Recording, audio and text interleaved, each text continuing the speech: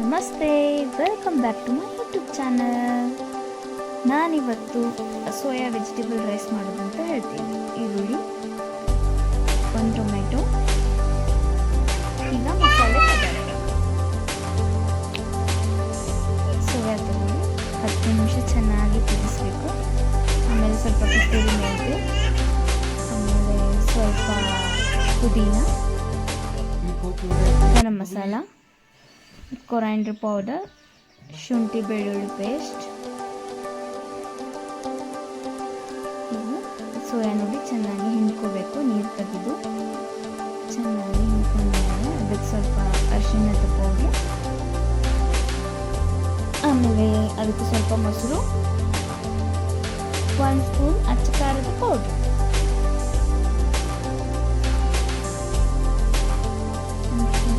ಖಾರದ ಪೌಡರ್ ಹಾಕಿದ್ಮೇಲೆ ನಂತರ ಸ್ವಲ್ಪ 1 ಸ್ಪೂನ್ ಸಾಲ್ಟ್ ಹಾಕಿ ಚೆನ್ನಾಗಿ ಮಿಕ್ಸ್ ಮಾಡ್ಕೊಳ್ಳಿ.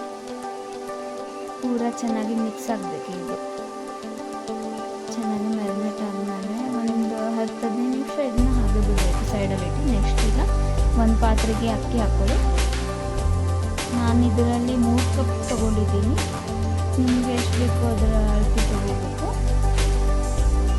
ಇನ್ನು 1 ಕಪ್ ನೀರು ಹಾಕಿ ಒಂದು 10ರಿಂದ 5 ನಿಮಿಷ ಚೆನ್ನಾಗಿ ನೆನೆಯಕ್ಕೆ ಇಡಬೇಕು. 5ರಿಂದ 10 ನಿಮಿಷ ಸಾಕು. ಆಮೇಲೆ ಇದು ಮ್ಯಾರಿನೇಟ್ ಮಾಡ್ಕೊಂಡಿರೋದು ಸೈಡಿಗೆ ಇಟ್ಟಿದ್ದಲ್ಲ 15 ನಿಮಿಷ. ಆಮೇಲೆ ಸ್ಟವ್ ಆನ್ ಮಾಡಿ ಕುಕ್ಕರ್ ಇಡ್ತಾ ಇದ್ದೀನಿ. ಸ್ವಲ್ಪ ಆಯಿಲ್, 1-3 ಸ್ಪೂನ್ ಆಯಿಲ್ ಹಾಕಿ ಚೆನ್ನಾಗಿ ಕಾಯ್ದು ಆದ ನಂತರ 1 ಸ್ಪೂನ್ ತುಪ್ಪ, ಆಮೇಲೆ ಇಟ್ಕೊಂಡು ಮಸಾಲೆ ಪಲಾವ್ ಎಲೆ, ಒಂದು ಮಿಕ್ಸ್ ಸ್ಪೈಸಸ್ ಎಲ್ಲ ಹಾಕಬೇಕು. ನೆಕ್ಸ್ಟ್ 1 ಈರುಳ್ಳಿ, ಹೆಚ್ಕೊಂಡಿರೋ ಈರುಳ್ಳಿ ಚೆನ್ನಾಗಿ ಹಾಕಿ ಕಲಸಿ ಲೋ ಫ್ಲೇಮಲ್ಲಿ ಮಾಡಬೇಕು ಫ್ರೆಂಡ್ಸ್. ಮತ್ತು ಅದಕ್ಕೆ ಹಸಿಮೆಣಸಿನಕಾಯಿ, 2 ಹಸಿಮೆಣಸಿನಕಾಯಿ ಹಾಕಿ ಚೆನ್ನಾಗಿ ಕಲಸಿ. ಅದು ಸ್ವಲ್ಪ ಅದನ್ನು ಸ್ಪೈಸ್ ಎಲ್ಲ ಬರಬೇಕಲ್ಲ, ಸ್ವಲ್ಪ ಚೆನ್ನಾಗಿ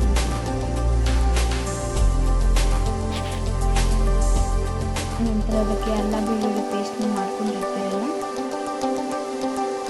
ಚೆನ್ನಾಗಿ ಹಾಕಿ ಕಲಸಿ. ಅದು ಹಸಿ ಸ್ಮೆಲ್ ಹೋಗಬೇಕು.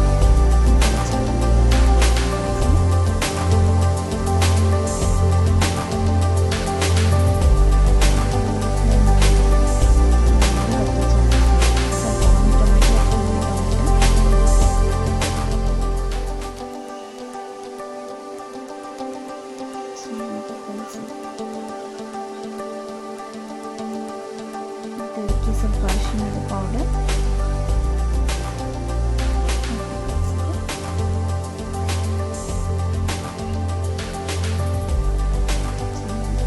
ಸ್ಮೆಲ್ ಹೋಗಬೇಕು.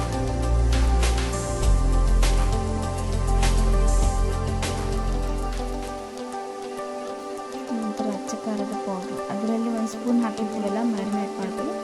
ಇದಕ್ಕೂ 1-2 ಸ್ಪೂನು ನಿಮ್ಗೆ ಎಷ್ಟು ಬೇಕೋ ಸ್ಪೈಸಸ್ ಅಷ್ಟು ಅದರ ಅನುಸಾರ ಹಾಕೋಬೇಕು. ಯಾಕಂದರೆ ಒಬ್ರು ಜಾಸ್ತಿ ಖಾರ ತಿಂತಾರೆ, ಒಬ್ರು ತಿಂತಾರೆ, ನೋಡ್ಕೊಂಡು ಹಾಕೋಬೇಕು. ಚೆನ್ನಾಗಿ ಕಲಿಸಿ. ಇವಾಗ ಗರಂ ಮಸಾಲ ಪೌಡರ್ ಮತ್ತು ಕೊರಿಯಾಂಡರ್ ಪೌಡರ್ 2 ಸೇರಿಸಿ ಹಾಕಬೇಕು.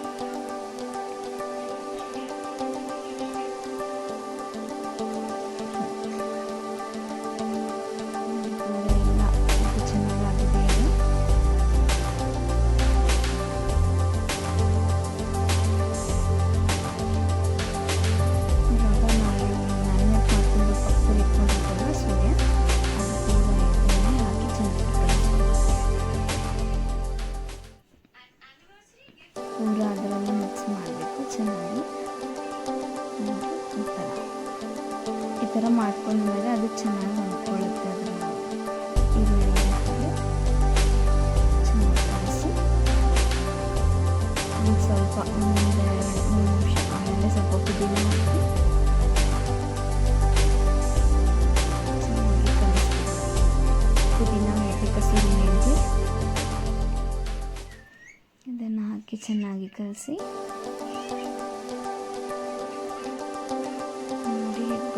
ಕಲರು ಚೆನ್ನಾಗಿದೆಯಲ್ಲ.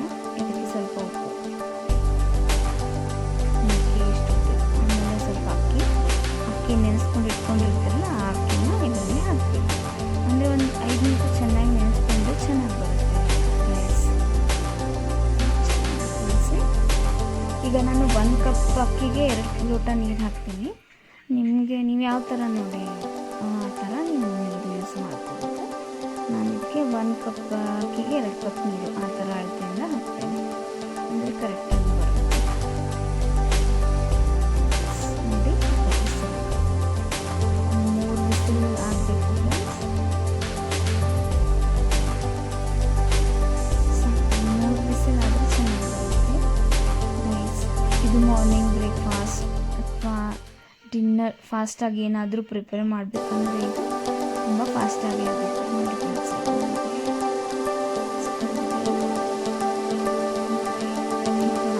ಒಂದು 5 ನಿಮಿಷ ನೆನೆಸಿ ಮಾಡೋದ್ರಿಂದ